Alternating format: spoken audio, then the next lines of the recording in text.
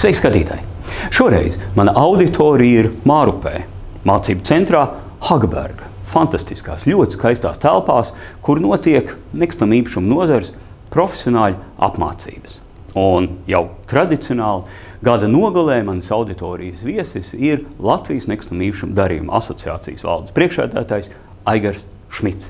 Ar vienu jautājumu. Aigar, saki lūdzu, kāds bija šis gads nekustamā īpašuma nozarē, un varbūt tu vari izteikt kādas prognozes par to, kāds būs nākošais 2024. gads. Tas, kā ir pagājis gads, liecina darījumu skaita kritums absolūti visos segmentos. Manuprāt, tāds dramatiskākais cipars varētu būt privātu māju segments, kas, teiksim, skar Latvijas iedzīvotāju varbūt, teiksim, ne lielāko daļu, bet zinot pēc statistikas, ka katrs latvietis tomēr vēlētos dzīvot savā nelielā, bet savā privātmājā, tad šis cipars ir diezgan būtisks. Darījumu skaita krituma ziņā tie ir 15% pret iepriekšējo gadu. Ja mēs runājam par vislielāko, plašāko zonu, kas varētu būt tā kā nosakot tādu tirgus sajūtu un tāds indikators, kas varētu būt, ir, protams, otrreizējais tirgus Rīgas pilsētā. Šeit varu minēt tādus absolūtos skaitļos, ka kritums ir aptuveni 7%, ja mēs runājam par tirgus indeksu. Ja pagājušā gada janvāris, decembris šis cenu indeks bija 920 eiro par sērijveidu mājokļu kvadrātmetru, šobrīd tas ir aptuveni 860 eiro, 870 eiro par mājokļu kvadrātmetru. Kāpēc tas tā ir noticis? Tirgus ir dikti stagnējošs, un ja mēs runājam par finansējumu pieejamību, ja mēs skatāmies, tad lielākoties Latvijā darījumi notiek ar bankas finansējumu. Un mēs nerunājam šobrīd par 2007. gada krīzi, kad varbūt atceraties, kad finansējums tika sviests pakaļ kredītņēmējiem un tika finansēts 110, 120 un pat vairāk procenti no īpašuma vērtības. Tad šī brīdī varu pateikt, ka finansējums joprojām ir pieejams. Pagājušā gadā Eiribora kāpums notika tiešām vairākas reizes. Katru reizi tika pievienot šis Eiribors klāt pēc katras Eiropas centrālās bankas padomes sēdes par 0,25%. Es gribu pateikt, ka ir vienīgā tāda labā ziņa, varbūt šogad par nekustamo īpašumu tirgu, ir tas, ka Eiribors jau otro padomes sēdes sasaukumu jau ir palicis nemainīgs. Līdz ar to tas dod tādu cerību, ja mēs runājam par kaut kādu prognozu uz nākamo gadu, kad šis te varētu stabilizēties, un dikti ceru, ka arī 24. gada otrā puse mums dos kādas pozitīvas pārmaiņas iespējams ar Eiriboru kritumu.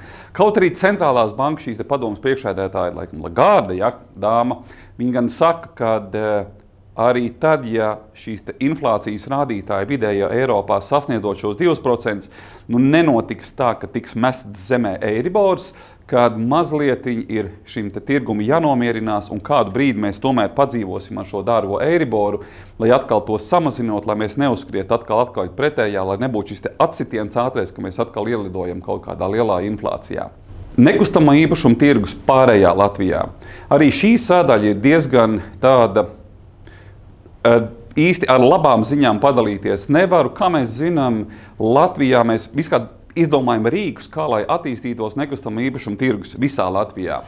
Bet šis normatīvs, kas paredz privātmāju būvniecībai sasniegt A+ klases energoefektivitātes rādītāju, pēc pieredzes varu pateikt, ka tas būs diezgan neizpildāms normatīvs, un šeit noteikti mūsu valsts vīriem būtu jāpadomā, kā tomēr šo te varbūt normatīvu pazemināt uz kādu B klasi, jo nav noslēpums, lai sasniegtu kaut vai pasīvās mājas rādītājus. Pieņemsim, Latvijā ir viens šāds logu ražotājs, kas ar šo te nepieciešamo normatīvu šo te rādītāju var sasniegt, lai logu rāmis, pat iekšējais logu rāmis ziemas laikā būtu silts. Kas ir ietekmējis nekustamā īpašuma tirgu šo varbūt stagnējienu? Un kas ir tā sliktā ziņa varbūt arī uz nākamo gadu, ko mēs īsti varbūt pat nevarētu prognozēt. Ja par Eiriboru mēs varam diskutēt un prognozēt, kad šīs te izmaiņas ātri vai vēlu noteikti, kad būs, ko arī banku analītiķi saka, tad šī ģeopolitiskā situācija arī Latvijas iedzīvotājus dara piesardzīgus īpašumu iegādes gadījumā, jo tās tomēr ir saistības uz 25 gadiem. Ja mēs runājam par jauniem projektiem Rīgā un Pierīgā, arī šis gads ir bijis pietiekoši smagnējs. Ja mēs runājam par cenu indeksu jaunos projektos, tad šobrīd tas ir 1900 eiro par mājokļu kvadrātmetru jaunajā projektā. Ja mēs runājam par piedāvājumu cenu, tad šobrīd piedāvājuma cena ir absolūti stabila un atsevišķos segmentos varbūt viņi pat mazliet ir krīt. Tad šīs piedāvājuma cenu līmenis jaunajos projektos ir 2200 līdz 2500 un 800 eiro par mājokļu kvadrātmetru. Kāpēc tad ir šis stagnējiens? Kā jau ir manis pieminētā, šī naudas cena ir pietiekoši augsta, lai šī vidējā latviešu ģimene, kā saka, varētu tādā brīvi, tādā elpojošā un tādā foršā, tiešām izbaudošā režīmā maksāt šo kredītu maksājumu par jauno mājokli, baudot šī jaunā mājokļa sniegtās dzīves kvalitātes un brīvi viņu maksāt. Un tā tendence, kas šobrīd notiek Latvijā, un šeit pat nav runas par to, ka cilvēkiem varbūt nebūtu iespējams iegādāties, jo tos sniedz banku šie ziņojumi par cilvēku noguldītiem depozītu maksājumiem. Tad mēs redzam, ka cilvēks atliek šīs iegādes par mājokli un labprātāk nopērk valsts vērtspapīrus, gadīgos, un ar tiem nopelna tos pašus 4 vai 4,5%. Kā mēs arī zinām, banku depozītu likmes ir pieaugušas. Ja? Un īsti, ja nedzird no nekustamā īpašuma tirgus pārstāvjiem, tādiem kā mēs, teiksim, no mūsu asociācijas biedriem, kad, teiksim, nekustamā īpašuma cenas ilgtermiņā vienmēr turpinās cenas tā kā kāpt, tad cilvēks izvēlas noteikti tādu nofiksētu sev šo ieņēmumu pret šo depozītu noguldījumu, nevis cerībā, ka nopelnīšu uz izīrēšanu un arī vēl uz nekustamā īpašuma, kā saka, cenu pieaugumu. Tā kā paldies tiem attīstītājiem, kas tomēr domā, plāno, prognozē un arī plāno būvniecību, bet viņiem, manuprāt, ir milzu risks dēļ šiem diviem faktoriem, dēļ dramatiski krītošā iedzīvotāju skaita, kas joprojām nav atrisināts, un šie cipari ir tiešām, viņi ir pat ir grūti atrast vārdu, viņi ir diezgan dramatiski. Ja mēs dzirdam 2023. gadā, kad tika vairāki rekordi, kā saka, krita vairāki rekordi par jaundzimušo skaitu mūsu valstī, tad šis atkal mums, kā saka, nāks kā atsitiens jau pēc šiem 15, 18 gadiem. Un tāpēc es tiešām saku paldies arī tiem jauniem projektu attīstītājiem, kas domā par šī kvalitātes, par šo kvalitāti, par jauniem mājokļiem, lai tie, kas vēlas un var atļauties, var baudīt šo kvalitatīvo vidi ap sevi jau šodien vai tuvākajā kaut kādā nākotnē. Komerci īpašumu tirgus. Ir interesanti, kad lielo fondu vadītāji saka, ka Baltijas valstīs šobrīd vairs lieliem investoriem un spēlētājiem, tie, kas plānotos ilgtermiņa mājokļus uz īri, kad īsti šis tirgus vairs nav interesants šajā brīdī. Un arī, manuprāt, mēs dzirdam un redzam pēc sarunām, ka komerci īpašumu tirgus arī ir stagnējis visa gada garumā, un tāpēc ir tirgus spēlētājiem reizēm nav izskaidrojams šo apkārt redzamo jauno projektu būvniecību.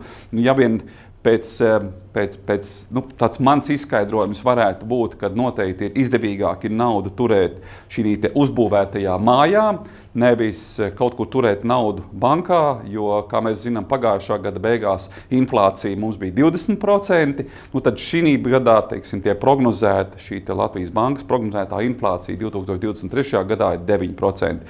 Tā kā der ieklausīties arī Tirzniecības Rūpniecības kameras kolēģu paustajā, kad ir jādomā, kā attīstīt ekonomiku, lai šie uzbūvētie biroji aizpildītos un lai arī šie projekti būtu veiksmīgi attīstītājiem ilgtermiņā.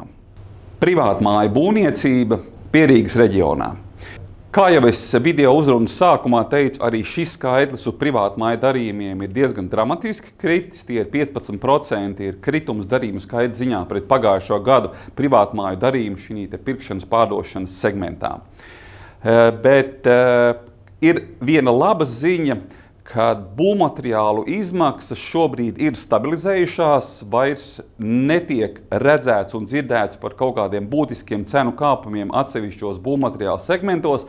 Līdz ar to tādā būvmateriālu būvniecības ciklā ir prognozējams izmaksas, un tie, kas ir izvēlējušies uz sava apbūves gabala būvēt sev privātu māju, nozīmē, ka jūs varat tā kā pat ieplānot un plānot, ka nebūs negaidītu, teiksim, būvmateriālu cenu pieaugums, kas absolūti, kā saka, nogriezīs jums iespējams ceļu, ja var piešķirt to finansējumu, radīt šo te mājokli sev. Ir jauka tendence parādījusies, un mēs zinām to, ka esam paši bijuši ekskursijā uz privātmāju ražotājiem, kas tiek ražotas rūpnieciski. Tā ir tāda jauna, interesanta un, manuprāt, absolūti droša lieta šajā brīdī Latvijas tirgū, jo redzam, ka šeit nav risks, kad noslēdzot, teiksim, līgumu par privātmāju būvniecību vai ražošanu rūpnieciski, ka piepieši būvniecības procesā varētu izmainīties kaut kādas darba izmaksas. Ja? Tā kā noteikti šī tendence būs tā, kas attīstīsies, un tā ir tā, kas, manuprāt, tur ļauj izvēlēties no daudziem projektiem. Un te arī noteikti novēlot jums laimīgu jauno gadu vēl, kā saka, savas uzrunas beigās, padomājiet vēlreiz pirms izvēlēties māju, vai tiešām jums vajag tik daudz, kā jūs esat iedomājušies, ka to parasti it kā profesionāļi pārunā ar klientu jau, kas saka, ka vai tiešām jums to vajag. Tā kā cilvēkam pēc pieredzes var pateikt, ka vajag daudz mazāk nekā viņš varbūt sākumā plāno, viņš ir iecerējis. Šis ir Ziemassvētku laiks. Laiks, kad mēs mīlam dāvināt dāvanas, kad mēs iepriecinam savus tuvākos, un es Latvijas nekustamo īpašumu darījuma asociācijas vārdā gribu novēlēt katrai ģimenei saticību, mīlestību un daudz jauku dienu, skaistu mirkļu 2024. gadā. Gribu novēlēt jums katram fantastiskāko savu nekustamo īpašumu aģentu, kas jums prasīs nokonsultēt, pastāstīt. Un, ja jums ir iecerē 24. gadā sākt, kā saka, vai būvēt, vai plānot sava mājokļa iegādi, tad vēlu veiksmi, vēlu stabilitāti, gan jums ģimenē, gan, šoreiz arī jāsaka, pasaulē. Un lai jums priecīgi Ziemassvētki un fantastiski izdevies un skaists jaunais 2024. gads.